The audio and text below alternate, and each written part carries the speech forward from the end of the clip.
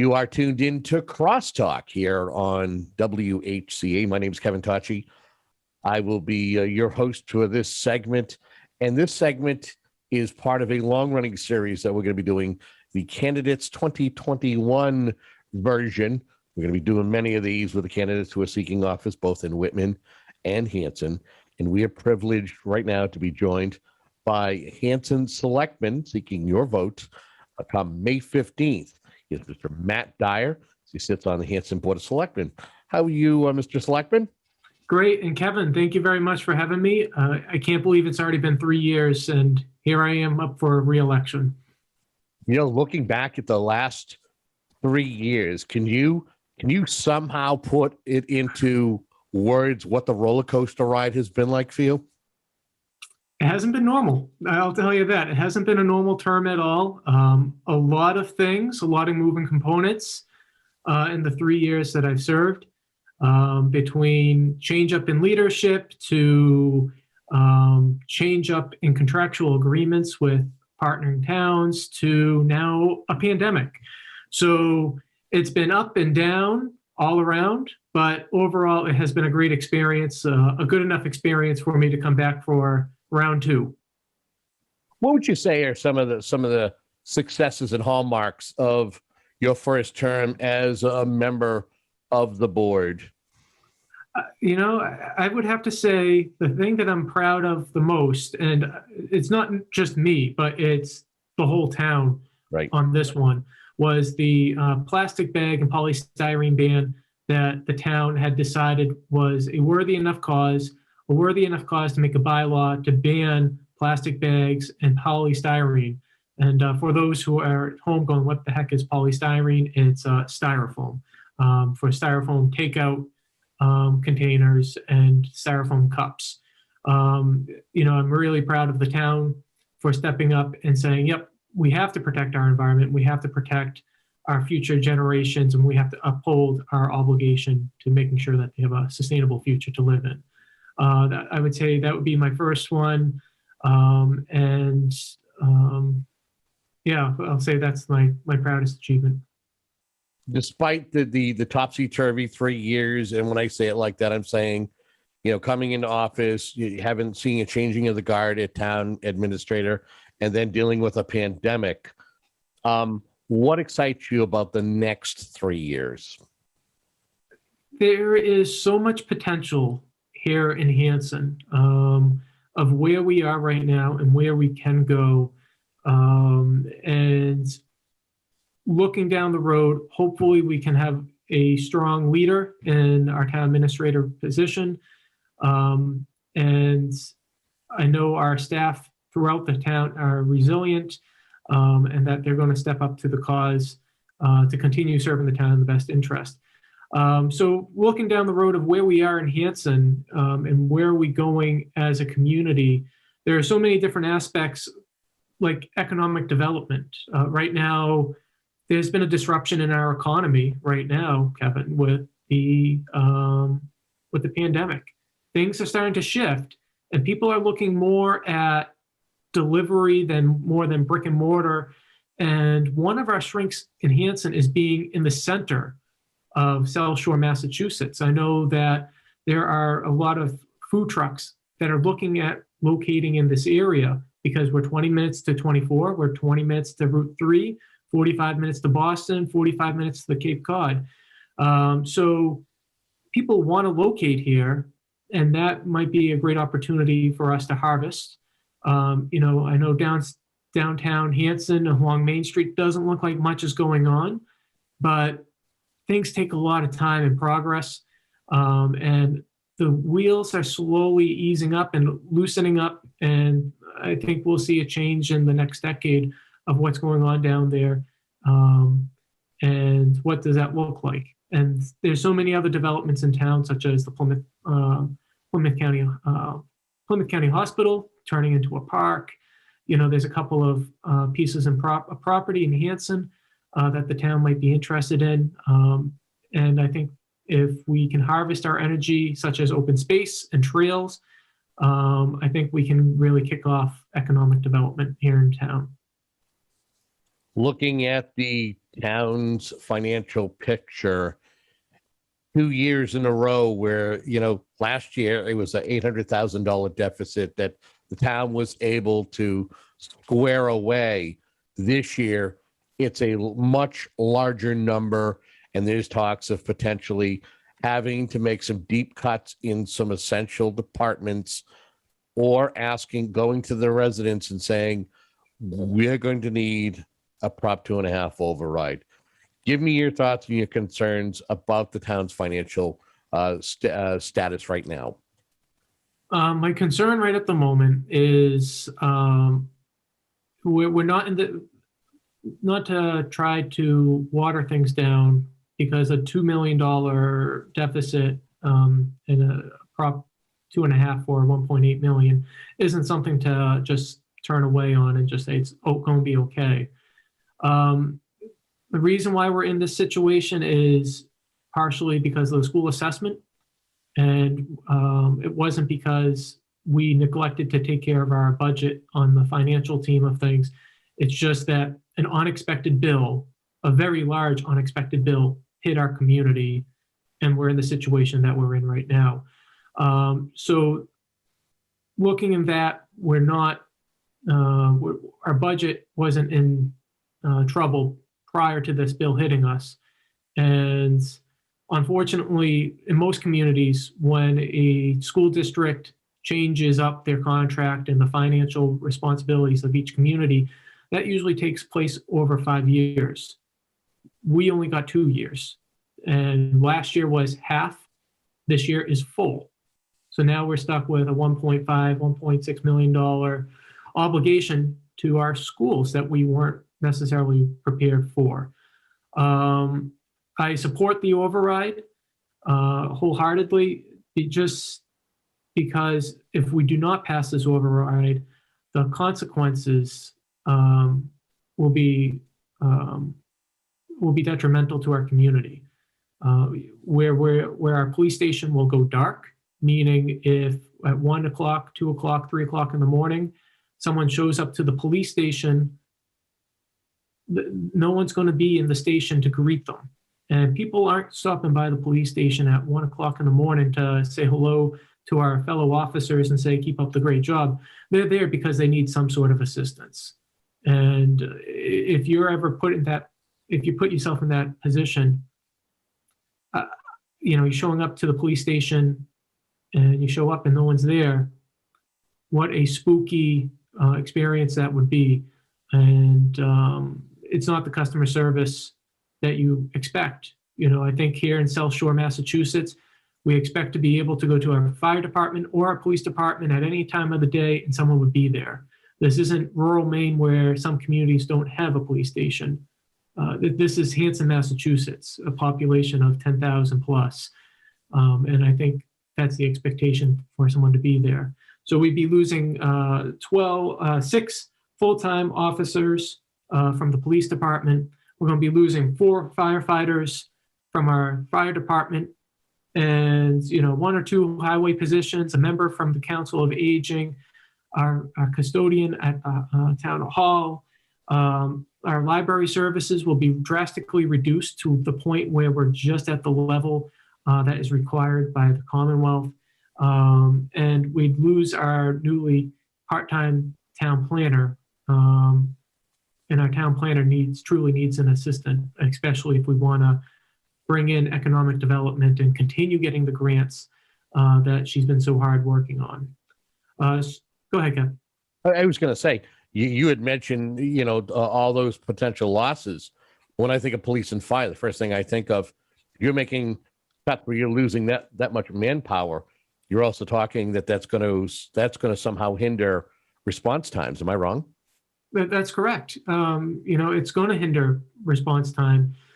Just think of it. If there's a domestic situation going on at someone's house, usually 2 officers are showing up. I'm not a law enforcement officer, but from what I understand, you have 2 officers show up to separate the parties and try to understand what's going on. So if the only 2 officers that we have going on duty are out on the road, and then someone shows up to the police station and presses the button to request services, we're going to be pulling from our surrounding communities, if I'm not wrong. And I hope Chief Mix can correct me if I'm wrong on that. But yeah, that's going to hinder the response of the police. If the fire department's out on a call and something else pops up, we have mutual aid, which is a great thing. But as you said, it's going to hinder that response time. So that's something that truly concerns me, and that's something that's going to keep me up at night, knowing that we're not providing the services that our community expects with a response time like that. Do you think that the average resident realizes that the shift from per pupil to statutory has been this seismic shift financially is something that is going to have lasting effects? And do you feel that the town has done a good enough job in educating the residents about that? I think that, no matter what you do, you can give people as much as information as you possibly can. It's a matter of the residents to pick up the paper, to educate themselves and be open-minded about it and read into it. Because I think some people, once we start talking millions and whatnot, people don't comprehend how much money that is. It's funny, when you go to town meeting, I remember a couple of years ago at town meeting, we stopped the town meeting to talk about $10,000 for the Thomas Mill. That's a tangible amount of money. We started talking about bigger items, bigger capital items. There was no question about it. It just, okay, pass it along. So to answer your question of have we done our due diligence on this, I think that we could possibly do a better job personally. And that's a good place for me to plug that the town of Hanson on April 20th at the Whitman-Hanson Regional School District will be hosting an open forum where residents can come and ask their questions, become more educated about what does Prop 2.5 mean. Is it going to stick around forever? And what does it entail? And how is that going to impact me and my household and my budget?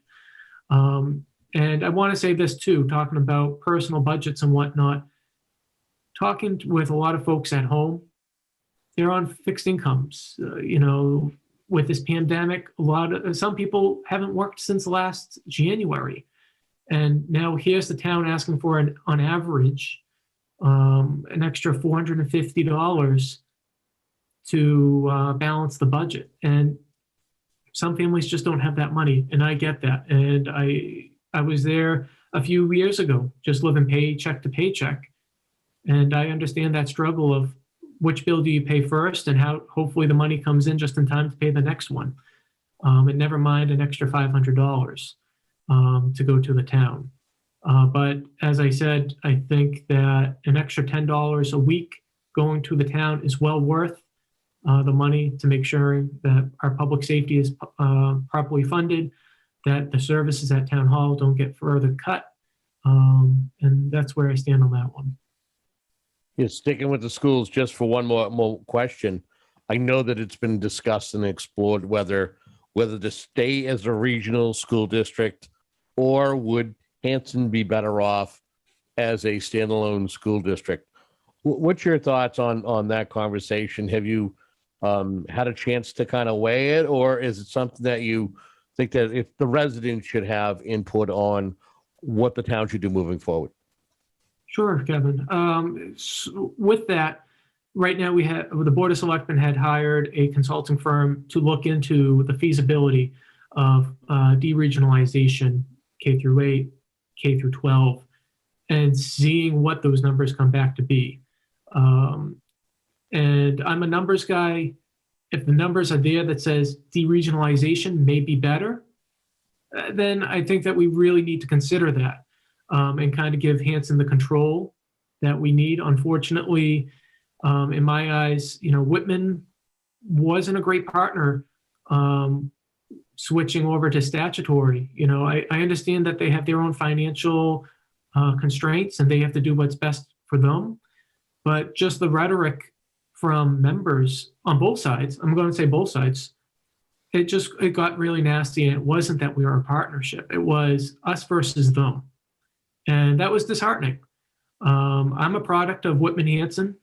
I truly appreciated my education up at the regional high school. I appreciated being able to go to school with, a whole different student body because merging at grade 9.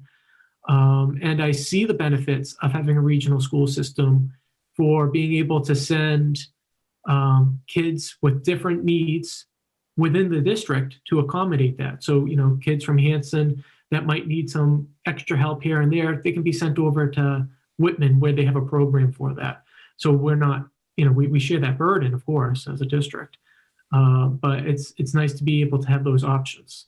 I see power in partnerships, but at the same time too, we have to do what's best for us. And at this time, I don't have the answer to that because I haven't seen that final report.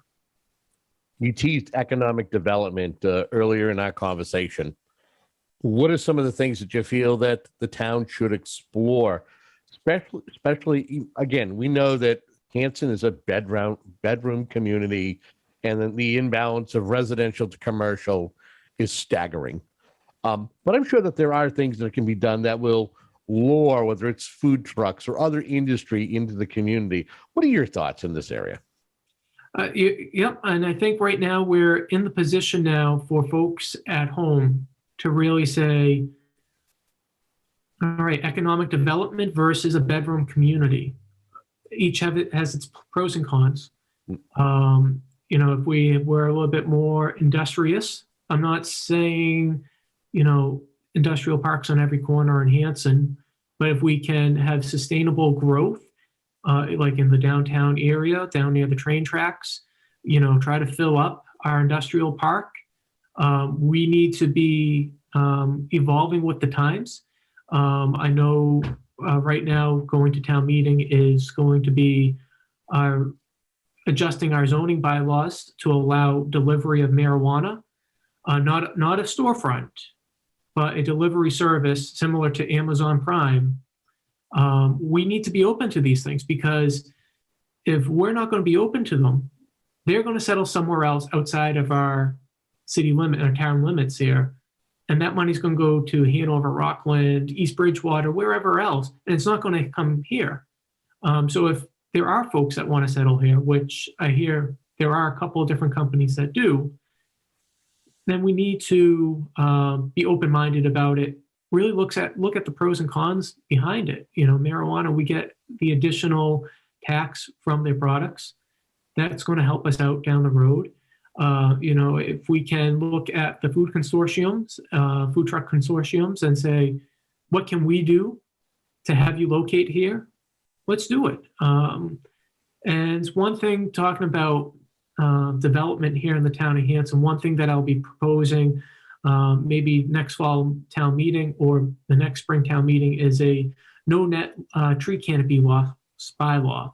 So the whole premise of that is the town of Hanson, everyone loves our town because you kind of have that rural feel, and everyone loves their trees.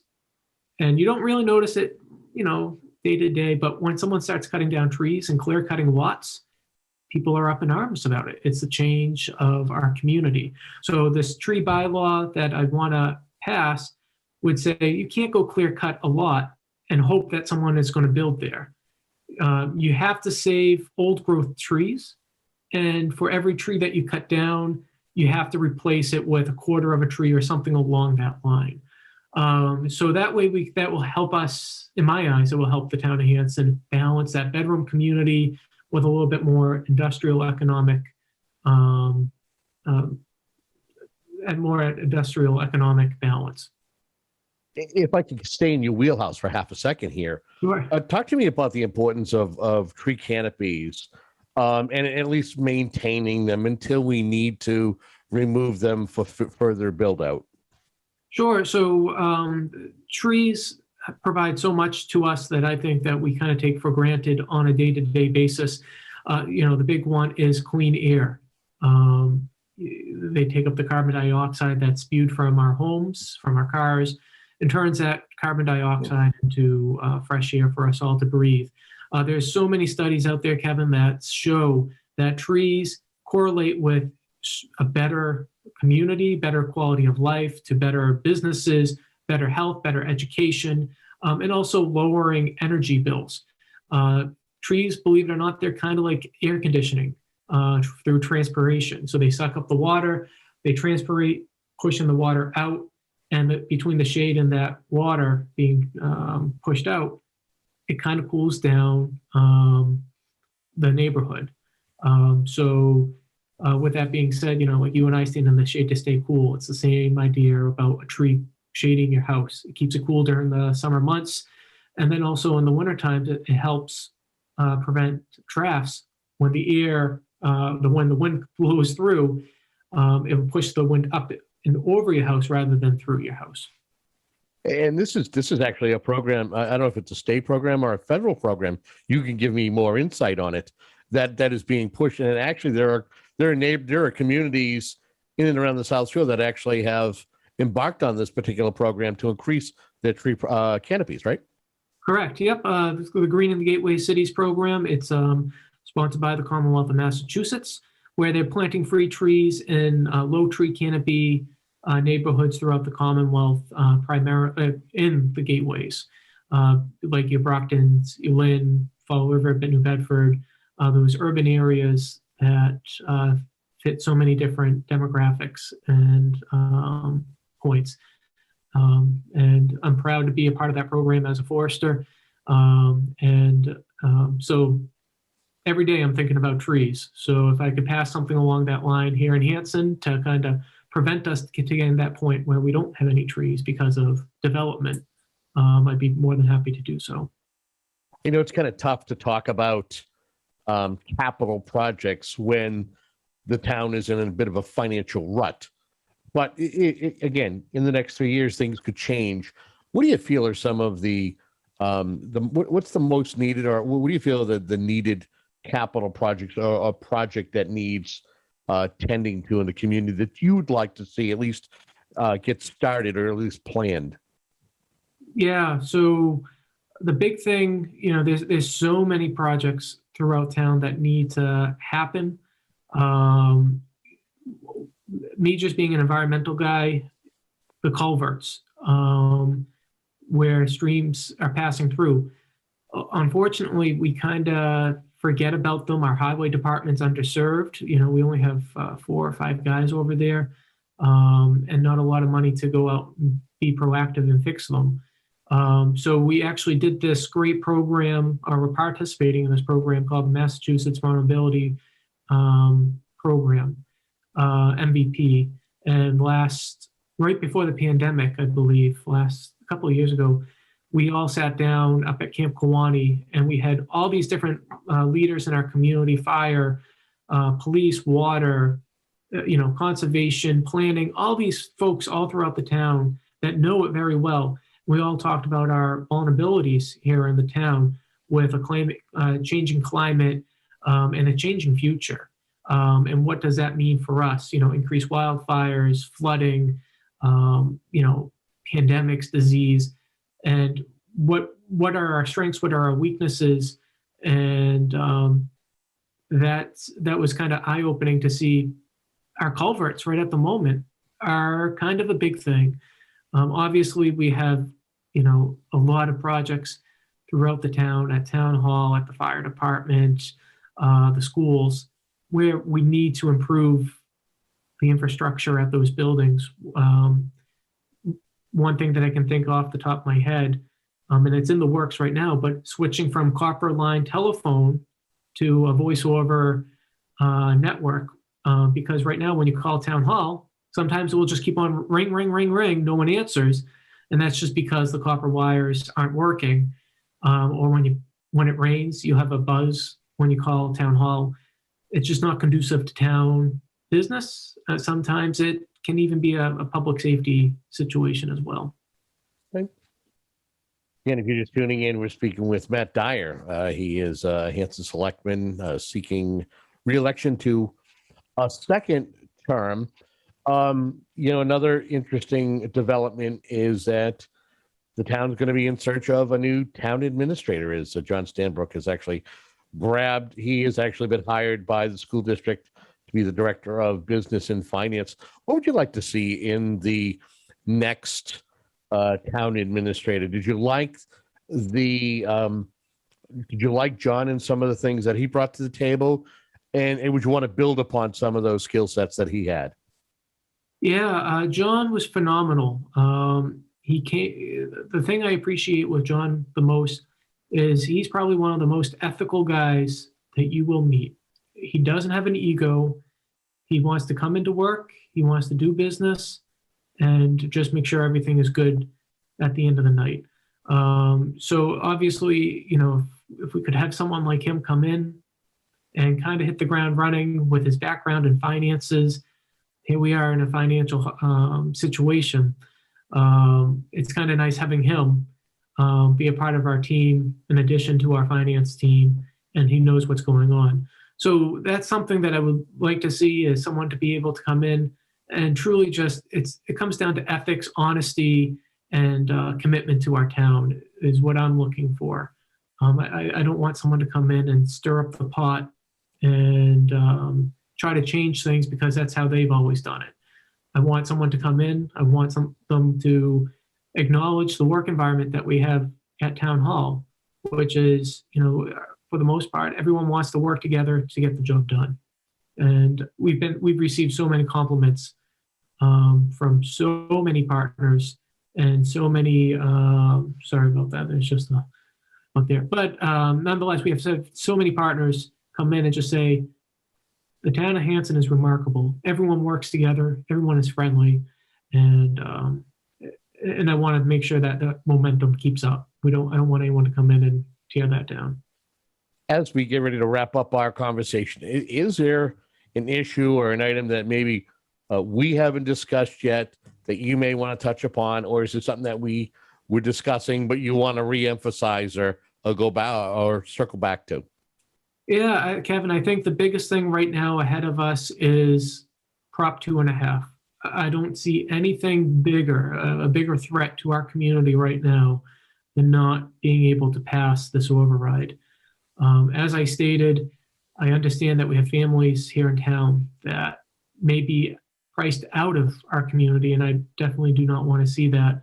And I'm trying to work with John with creating a couple of different programs similar to the senior tax discount, where if you're a senior citizen making so much money or less, you can come in and volunteer your time, and that goes towards your taxes. I kind of want to do a program similar to that, just with low income in general. And I know that it may not be as influential as the senior program because these folks are probably already working 2 jobs, never mind being able to volunteer a couple hours each week, and then also take care of their family and put food on the table. But nonetheless, I digress with that. But Prop 2.5, the services that would be cut if an override was not to pass would be truly, truly detrimental to our community. Just to reiterate, our public safety is going to take the biggest hit. And the reason for that is because that's where most of our money goes, is education and public safety. And that's the only place that we can really cut without eliminating departments. And I don't want to see that. I want to make sure our men and women that serve the community of Hanson stay, and that they're well equipped as well. So if we want to make sure that our community stays the way that it is and we're not taking 10 steps back, we need to pass the Prop 2.5.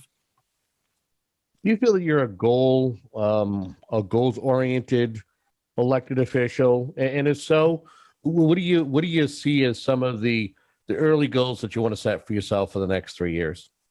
For the next 3 years is making sure that the new town administrator can come in, that we get them oriented, and that they can kind of just take off and do their thing and make sure that the town is good. We do have a backlog of so many things at Town Hall that we need to play catch up on.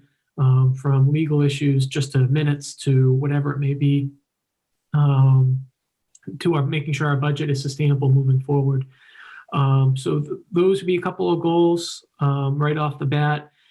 As we move forward, economic development is always at the top of my list, and being able to make sure that we balance, economic development with our culture here in Hanson, which is a nice, quiet community. So, it's goals are great, but as you can see, Kevin, the last 3 years have not been normal. It's kind of hard to keep your eye on the prize when some fires do arise, such as change in leadership or a $1.8 million bill being shifted to your responsibilities, and then a pandemic. So I'm hoping that in the next 3 years, things are a little bit quieter, and, no news is good news in a sense, and that we can focus on economic development, making sure that we can catch up on our capital improvement projects, and just serving the community in a better sense.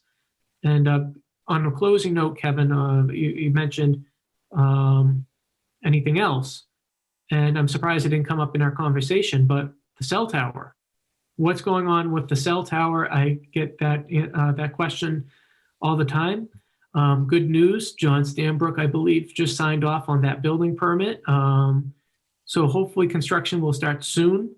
Hopefully in the next year, we'll start to see an improvement in cellular connectivity.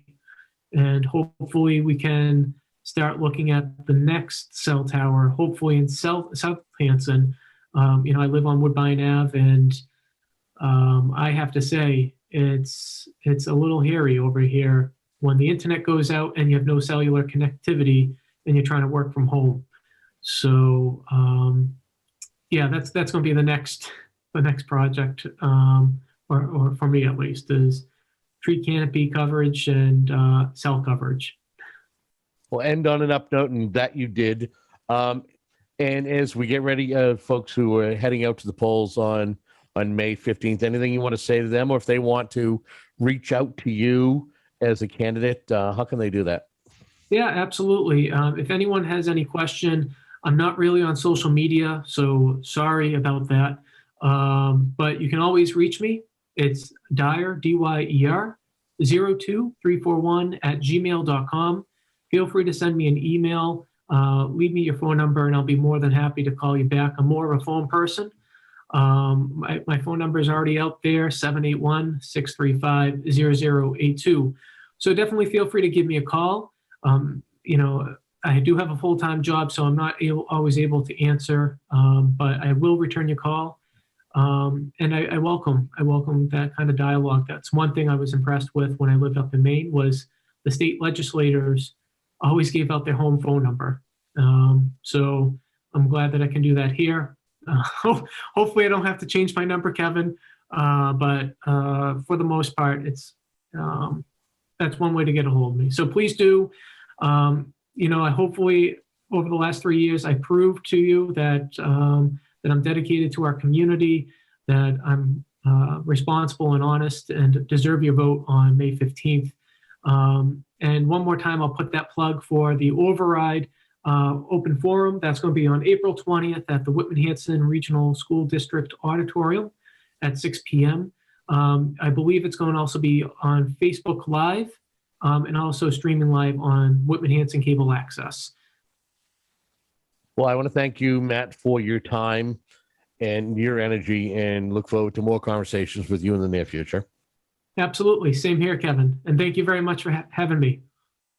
And to you at home, again, remember, it's up to you to get informed about the folks who are on the ballot, or in fact, where you stand when it comes to going and casting a ballot. If you're not sure, it's been a while since you've cast a ballot, you don't know where to vote, contact the town clerk's office. That's the best way to be better informed about how you can vote, early voting, and where you can go and actually pull a ballot if that's what's happening this year. That's all the time that we have here. Thank you for tuning into CrossTalk. Until next time, have a great day.